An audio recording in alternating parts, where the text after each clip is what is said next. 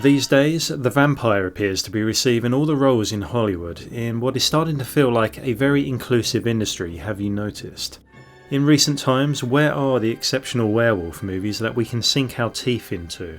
We need a modern classic, is what I'm saying.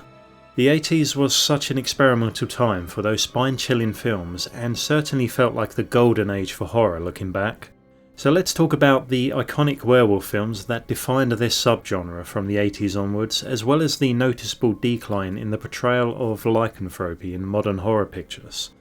So if you're a big fan of stories involving this mythical shape-shifting creature and want to know if there is any hope for future films within this genre, then stick around if you dare, because not only will we look at some of the films that made a big impact on popular culture and are considered by most to be classics, I'll also assess what movies stand out as impressive among the more contemporary releases, but more importantly I'll share with you some eagerly awaited and intriguing announcements of some very promising werewolf films that are currently in development, which I'll divulge in the last section of the video. Chapters have been included, you're welcome.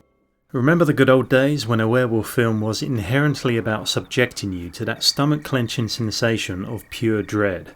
To be more precise, the terror of the unknown and abhorrent, with a bucket load of mixed thrills, the blending of visually stimulating and innovative practical effects, and excitingly feral storylines that captured our imaginations. I effortlessly recollect being completely enamoured by the atmosphere present in these creative films, together with a fear of the unnatural and carnal mythology concerning the cursed who could morph into a beast and demonstrate such explicit hunger and ravenous feeding frenzies that would forever burn intensely visceral images into my mind. I know I'm going to leave out some great films in this video because of time, but I'm hoping you guys will share your favourites and why in the comments please. I'd love to hear about it. But for me, the most profound films that come to mind are American Werewolf in London and The Howling, which were both released in 1981. Another spectacularly atmospheric addition to the genre was The Company of Wolves from 1984. That is, if you don't mind horror with a rather large dash of dreamy romanticism added to the mix. Lastly, I cheekily have to throw in Silver Bullet from 1985, as I know some may disagree, but I have some fond memories of that one, so there we go. It's difficult to articulate why American Werewolf in London, directed by John Landis, remains so terrifying for most people, including myself. I suppose you could break it down into a few important factors. One being that defining this film as a product of its time is a blessing that seems to make more sense as the years go by. With modern CGI still not anywhere close to tricking our brains and achieving true realism, it's no wonder that the craftsmanship of practical suits, prosthetics and crude animatronics of the time remains more believable than distracting computer animations today. There is something horrifically disturbing about this creature design created by the legendary Rick Baker that could only be conjured up by a talented team of practical special effects artists having invested many careful hours into the painstaking process of bringing this monster to life. The other aspects of the film that warrant praise is its clever methodology of not showing too much of the beast until the time is right, and boy, you will know when the time is right. For a film that is over 40 years old, it still has one of the most creative and hideous human-to-wolf transformation scenes ever put on screen. It makes the audience sense both the excruciating pain of the metamorphosis as well as the sheer power and ferocity of its final form.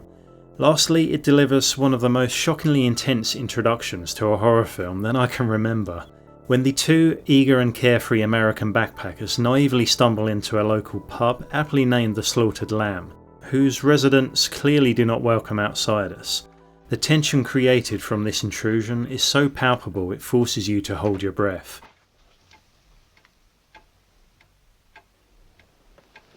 Hello.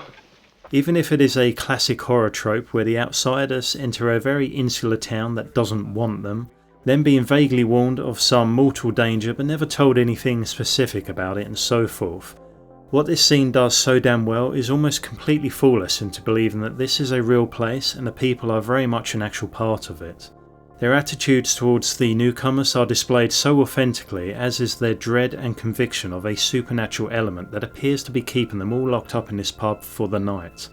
So under the protection of an intriguingly out-of-place pentagram in this very surreal setting, I guess it's just another night for the residents in the moors of Yorkshire.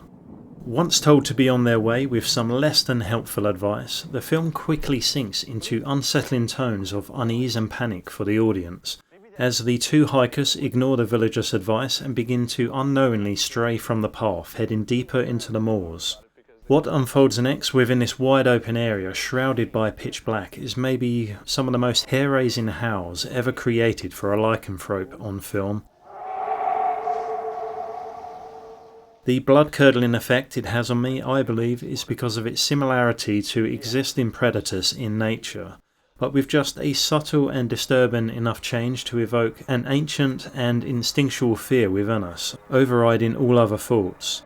Our imaginations run wild as the beast circles them in darkness, continuing to announce its presence and becoming noticeably closer with each howl. When the attitudes of the hikers suddenly go from cheerful to alarmingly nervous, this is when the movie switches gears once again and means business. The film maintains its consistency of horror, scares, intrigue and even humour throughout. The way it later showcases one of the most bizarre and frightening transformations is astonishing. The filmmakers abandon any notion of mystery as they subject the audience to a completely observable demonstration of the curse in full effect. It feels like a piece of the puzzle we shouldn't be seeing, something usually kept hidden from the audience. However, it works so well because it keeps our eyes glued on the screen in morbid fascination while retaining all of the terror this film so eloquently inspires. Now, The Howling, directed by Joe Dante, is a film that is simply all about the werewolf. Although I adored the first instalment of this franchise a lot growing up, it wasn't particularly best known for its quality of acting performances or story elements. You could say that it falls safely in the net of horror cliches and exaggerated tension, but holy shit does it more than make up for it with the frights. The plot goes like this. After a traumatic event involving a serial killer, Karen, a news anchor, and her husband are sent to a colony, a secluded resort in the countryside where patients are sent for treatment. Long story short, a familiar curse casts a shadow over the colony as predictable events start to unfold, revealing that the inhabitants are not quite what they seem. The story is just okay, but the real strength of the movie lies in the creature effects, however, and wow. For a film that almost had a third of the budget given to its sibling, American Werewolf in London, they sure outdid themselves when it came to animating and articulating every nightmarish piece and component of the beast that any true horror fan could ever desire. There are so many shots in The Howling that still make me wince today, they are so good. On that note, it's important to know that this film was Rob Bottin's first big break as an independent special makeup effects creator.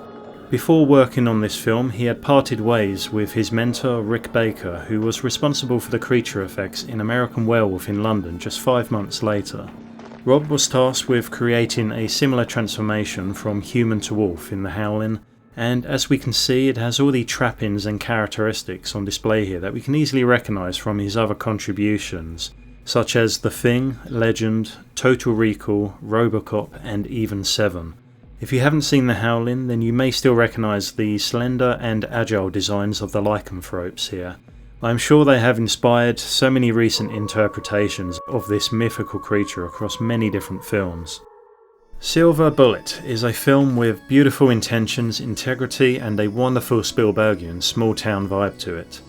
From the enchanting music to the imaginative point-of-view approach from the child protagonist played by the late Corey Haim, everything about this little film feels like the very epitome of the 80s and best sums up certain feelings of nostalgia for a bygone era. Adapted from a novel by the one and only Stephen King and directed by Daniel Atias, Silver Bullet more than makes up for all the harsh criticism it has received over the years for various reasons, but mainly it just has a lot of heart, and that's what matters. The film opens with a great score being played and with a retrospective narration spoken by the sister years later, very reminiscent of another popular film called Stand By Me that came out just 1 year later. Silver Bullet to some degree relies on familiar tropes such as a town of naive, ignorant and sometimes idiotic adults. While the adults do not make any great decisions in this story, they do make great cannon fodder for the werewolf, however. But as the townfolk start to become slaughtered one by one in sometimes a rather comical manner, well, I guess it's up to our young paraplegic hero by the name of Marty to investigate and find a solution to this problem. But he doesn't do it alone. Oh no, he has an alcoholic uncle named Red. Yes, all the time. The bartender says, "Oh, he always calls me that." Who probably should never have kids of his own if we are to judge his questionable decision-making capabilities and sheer lack of concern, as he lovingly upgrades Marty's motorised wheelchair into a rocket-propelled health and safety nightmare. Not only that, but in one family bonding scene he sends him on his way with neither seatbelt nor helmet, and a big bag of fireworks, as one does for any miner looking to cure their boredom. Now those were the days when kids grew up with character instead of all this sheltered and oversensitive nonsense. Even though the werewolf costumes and effects were seriously in need of some extra production cash, I feel like hidden away in this movie is a meaningful message about humanity. Maybe it's the good-natured characters at the forefront and the relationship between the brother and sister that feels so inspiring. Then there is the redemption narrative of the charismatic drunk Uncle Red, played by the highly entertaining Gary Busey. If you ignore his bad habits, the interactions between Uncle Red and his niece and nephew are quite endearing and heartfelt. I don't care what anyone says about Gary Busey these days, he was a fine actor back in the day and a force of nature in the Lethal Weapon film. So if you like your classic horror movies to have great vibes on a shoestring budget, then check this one out if you haven't seen it. It probably won't scare you too much with the werewolf reveal, but it has a creepy priest, a moronic police department, and the best uncle-nephew relationship a boy could hope for. What's not to like? The history of the Lycanthropy curse dates back to ancient stories as far as 2100 BC. Since this time there have been many tales told of men transforming into wolves from many different cultures, each with their own folklore and description of the creature. The earliest known record of such a myth is perhaps within the poem Epic of Gilgamesh from ancient Mesopotamia. Gilgamesh, who was desired by the goddess Ishtar to be her lover, rejected this advance because of her foul treatment towards her previous partner who she had turned into a wolf. Then there is the fable from ancient Greece involving King Lycaon of Arcadia. Lycaon was transformed into a wolf and his offspring murdered by Zeus after he tried to trick the king of the gods by feeding him human remains from a sacrificed boy. Both the words Lycaon and lycanthropy relate to the same origin, the same etymological root of the word lykos, meaning wolf in Greek. It must also be said that the more commonly used werewolf is derived from the Old English werewolf, meaning man-wolf. Believe it or not, this was a condition widely accepted during the joyous period of the Middle Ages. In fact, it was just as common as the belief in the existence of witches throughout Europe. However, as always, the Norse traditions do it best, or at least with a bit more passion perhaps. Legends of the Ulfhednar from Scandinavia and Germanic origin may have inspired much of how we perceive werewolves today. The Ulfhednar were considered far more deadly than their berserker cousin, who decorated themselves with bear pelts in battle. It was said that the Ulfhednar received the physical attributes of a wolf from their pelts and were also known to be inhabited by the spirit of wolves, hence their notoriety for shapeshifting. I can imagine the fear generated when these warriors were sighted on the coast of Britain, aggressively departing their longships and charging the nearest monastery or village, howling as they went. Again, another seed added to the mythology, expanding upon the werewolf curse since its very inception. Even today, this myth is translated into modern stories through various sightings and urban legends. Aside from the ever-popular Bigfoot and werewolf encounters in certain regions of the world, one reoccurring narrative that does interest me is the paranormal events of Skinwalker Ranch. Many investigations continue to piece together the elusive mystery of the so-called transdimensional shapeshifter. How does it connect to the multitude of UFO sightings around the ranch in Utah, America, and what relationship does the phenomenon have with its long-standing link to the Navajo tribe, who once roamed those plains? For now, it remains a riddle unanswered. It could just be aliens playing with our fears for a bit of fun perhaps, who knows. So moving on to some recent entries into this wonderful genre that thankfully did make a mark on me. Let's start with The Cursed, originally named 8 for Silver. It's fair to say this was another standout film that was released in 2021. Although it has garnered some mixed reviews, I thoroughly enjoyed this realistic little horror gem and always appreciate any story that tries to be original at least.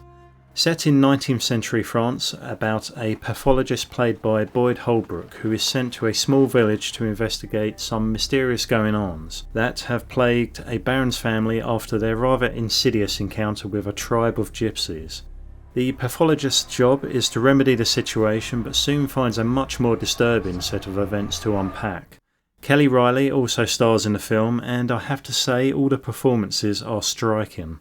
The film also offers a subtle twist that involves both the ambiguous opening and then connecting it nicely to the film's conclusion, involving one of the young characters. Although it's certainly not your typical werewolf formula that you may be used to, as it does rely on a third-party device to bring about the familiar curse of lycanthropy. It is, however, a very solid film and has its fair share of creepy moments. Much of the scares and intrigue in this film are given slightly more substance and validity because of its early 19th century tone and haunting atmosphere, which does a good enough job to somewhat satisfy our hunger for more epic werewolf films. So please consider this film if it hasn't hit your radar yet. Dog Soldiers. Well, I know it's going all the way back to 2002, but I'd be very remiss if I didn't mention this absolute bitch of a werewolf movie. And yes, that was actually the tagline for the film as well. Starring Liam Cunningham before he became globally known as Sir Davos from Game of Thrones, and Sean Pertwee, who is always fascinating to watch on screen. Now, I say this in the most loving way possible, but Dog Soldiers has no right to be as good as it is. It seems to combine a piece of everything that came before it from this genre. All the tropes, all the cliches, as well as some old school balmy action with stuntmen running around dressed as werewolves. Absolutely nothing wrong with that. However, this film knows exactly how excessive and ludicrous it is and never tries to shy away from that. From its over-the-top violence and action scenes where anything goes, including the kitchen sink, well almost, the humour and horror go hand in hand better than peanut butter and bacon. Weirdly, it just works so damn well. Although this movie certainly has a low-budget indie vibe to it, it still looks incredible and hooks you from start to finish with its lovable crazy characters and steroid-induced fight scenes. From the dark and sinister silhouettes of the shapeshifters stalking the soldiers on their training mission in Scotland right to the immensely eerie atmosphere. It truly does have some cool moments, but it's mostly just great fun. That's bloody charming, that is. I'm not sure how well known this film is outside of the UK, but if you haven't seen it, then I wholeheartedly recommend giving it a watch immediately, because it's bloody nuts. You know what? I'll give the Underworld series a quick mention, because it deserves it. But it was never meant to be strictly horror, nor was there any moment in any of the films that actually gave me the frights. But before the franchise, it inevitably veered off into obscurity, which is more a sad fact about studio greed, I would say. The first 3 films, at least, had great world building, and a very rich and enchanting atmosphere that always felt quite pungent. Between the colour tone used and the Gothic Transylvanian architecture present in many of the sets, immersion was certainly plentiful in Underworld. I'd have to say my favourite was the 2009 Rise of the Lycans, as it took us back to the Dark Ages and the early warring between both vampire and Lycan factions. Many of the storylines and characters were entertaining enough, and the creature effects during fights were very enjoyable. Plus, Kate Beckinsale, who thankfully remains in a tight leather catsuit / corset, is another great reason to check out this franchise, am I right? Well, here we go. The Wolfman from 2010, directed by Joe Johnston, was probably the last big attempt we've had of a studio trying to recapture some historical cinematic magic, and doing it in a way that appeases modern audiences, supposedly. Sadly, this one is a real bag of mixed emotions, especially as I remember being excited about this film knowing that the legendary Rick Baker was going to be heavily involved in the practical effects once again. This film boasts a ramped up production cost and a cast to die for, with the likes of Anthony Hopkins, Benicio del Toro, Hugo Weaving and Emily Blunt. What could possibly go wrong? Visually, the film looks like a painting, from its fog-filled forests and sinister Victorian mansions to the charmingly quaint English villages. It is stunning to behold. But with all of its potential, it's fair to say that it suffered in its pacing and narrative coherence to some degree. Chunks of the film were refreshing and other parts relied too much on standard horror tropes without trying to innovate and create something new. There was something oddly subtracting for me during the transformation scene in the medical observation room, where on one hand the mixture of practical and CGI effects was very impressive. Watching his eyes and teeth rapidly change in the bloody metamorphosis, as well as fingers and toes cracking out of place, was thrilling to watch. What I did find distracting, however, was the strange and almost comical decision to have the beast start throwing people around like it was an old Superman movie, with the characters clearly hanging from cables. All the while, we have music from Danny Elfman playing over the sequence, which was anything but suspenseful. Much of the criticism directed at this picture was regarding the lack of practical effects and overuse of unnecessary CGI. I'll always champion more practical, of course, but for a film made 14 years ago, I thought the creature shots were decent enough. I'd still recommend this film to anyone who hasn't seen it, simply because of the performances, most of the action scenes and atmosphere. It's pretty violent and makes you feel absorbed in the gothic setting and stunning cinematography, even if it does have its flaws. So, the big question is, what new werewolf films are currently in development and which ones should we be excited about? Well, that's pretty easy to answer, and there is a small number of them that catch my attention. Many of these newcomers sound like they belong in the category of cheese and absurdity, however, so I'll only be discussing my most highly anticipated. Top of the list is Wolfman, which was to arrive in October but has now been pushed back to January 2025. This will be the second remake of Universal's original from 1941 after the poorly received 2010 version, which I spoke about earlier. The reason why I'm slightly over the moon about this project is because of the people involved more than anything. Wolfman is to be directed by Leigh Whannell, who was the genius behind 2020's remake of The Invisible Man. He both wrote and directed the film, and I think it stands as a great testament to his creativity and abilities behind the camera. In the realm of horror, at least. I don't think he's redefined anything with The Invisible Man, but he certainly put his stamp on the uniquely done retelling of this classic story. And that's putting it mildly, as I remember one scene in particular that had me pretty damn shocked because everything happened so quickly and was completely unexpected. I won't spoil it, but if you haven't seen The Invisible Man, then you will not be disappointed, I promise. So it will be very interesting to see if he delivers once more as he tackles another legacy Universal monster. Starring in Wolfman as the person whose family is being terrorised by the lethal predator is Christopher Abbott, who is a very interesting choice just based on his previous work. He's been in a lot of gripping films, playing varied amount of character roles and hitting a home run each time, I would say. With his experience and look, I reckon he'd make an ideal candidate for the lead in Wolfman. Julia Garner is also in the film, I'm very pleased to say. Ever since I watched her in the series Ozark, she has just gone on to kill it, with every performance she does.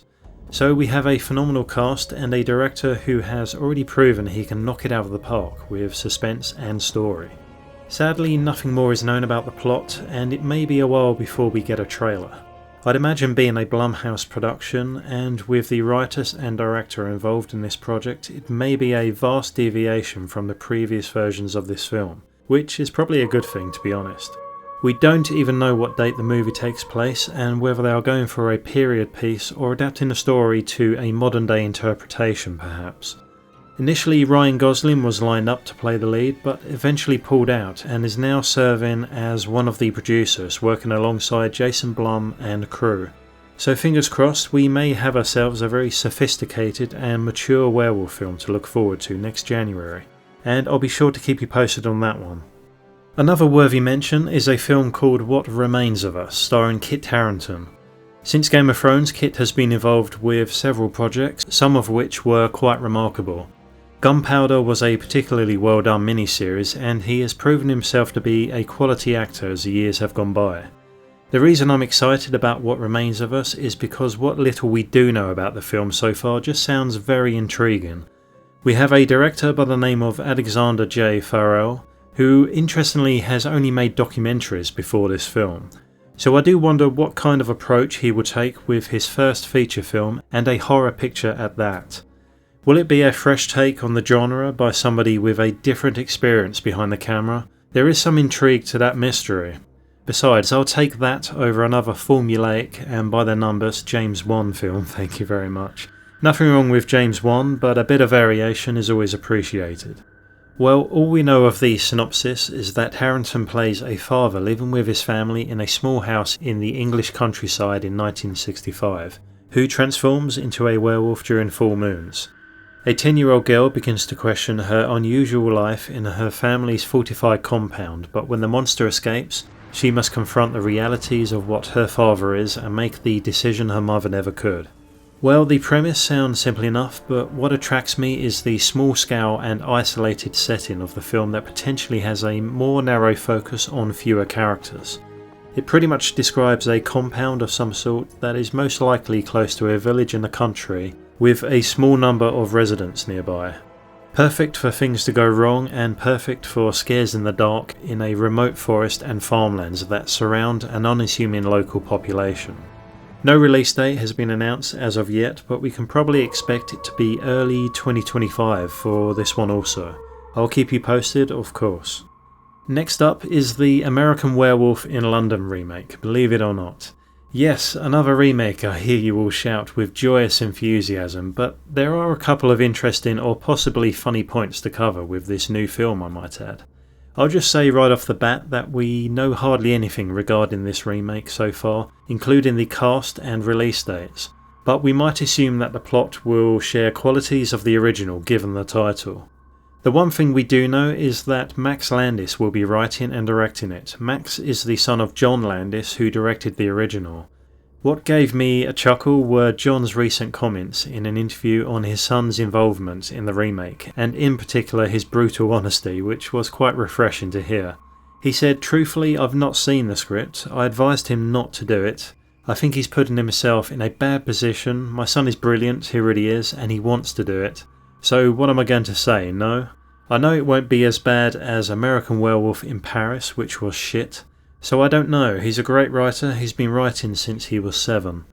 Max Landis then offered up an update by saying, "The thing I would do with CGI, were I directing this film, would be leg movement, and I would have the entire wolf's face, back and body be practical, and then I would fully CGI the legs for organic movements.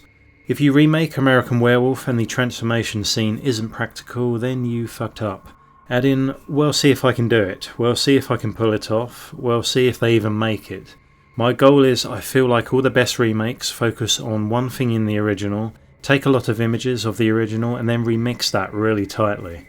With American Werewolf I'm doing that, but I'm just going to try and do American Werewolf as best I can. We'll see, I can't make no promises," he says. So, I don't know, take from this what you will, with his mixed messages and conflicted confidence it sounds like. I have no inclination whether the remake will be in good hands or not just based on these comments. At least he sounds passionate about the project, kind of, and certainly determined, well, sort of. Especially if you consider his father has warned him against making the film for obvious reasons. But at least we know it's going to be better than American Werewolf in Paris, right? I'd love to hear your thoughts on this one, as personally I would quite look forward to a remake of this film as long as it isn't Disney. So, you want to hear about another remake? I can almost hear you scream. Well, let me entertain your thoughts. Dog Soldiers Fresh Meat is a sequel to, well, Dog Soldiers, which has been in and out of the works since 2005. Originally meant to be a trilogy, it would appear things have been tied up for quite some time. At least that's how the director, Neil Marshall, describes it. But he's more optimistic these days and says this back in 2020. "There's more of a chance now than ever before for the movie to happen. There are things in the works and we're seeing what we can do. Certainly myself, Kevin McKidd, and Dog Soldiers producer Chris Figg are up for it to revisit this world." A year later, he added, "But now there's the possibility of a Dog Soldiers 2, finally. The initial rumblings are happening, so that's looking semi-likely, we'll see." Sadly, not much else has been discussed since 2021, but I think it's safe to say that most of us would harbour some cautious intrigue for a sequel from the same folks that brought us the spectacular original. Also, if they do retain the elements from the proposed story drafts that go way back now, it would see the surviving members of Captain Ryan's SAS team now transformed into werewolves, and might I add, looking a lot older these days. They would have retained trace memories of their commando training, becoming faster, deadlier and smarter than the original Highland werewolves. I think for this highly anticipated sequel we may or may not actually get one day. I'll for now keep locked away deep down inside any hype I have, as we may either be waiting a long time or with any luck we'll be surprised with some random announcement someday soon, hopefully. The last entry on the list is Stephen C. Miller's Werewolf movie, formerly titled Year 2, now named Werewolves, starring Frank Grillo. I'll be honest with you guys, I'm not holding this upcoming film to any of my usual high standards, but if you just want to let your hair down and watch a fun and gory action movie that sounds like The Purge Anarchy but with werewolves, then go right ahead.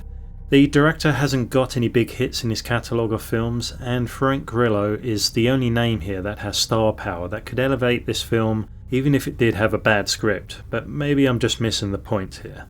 So the premise is very simple and scientifically stupid, but here goes.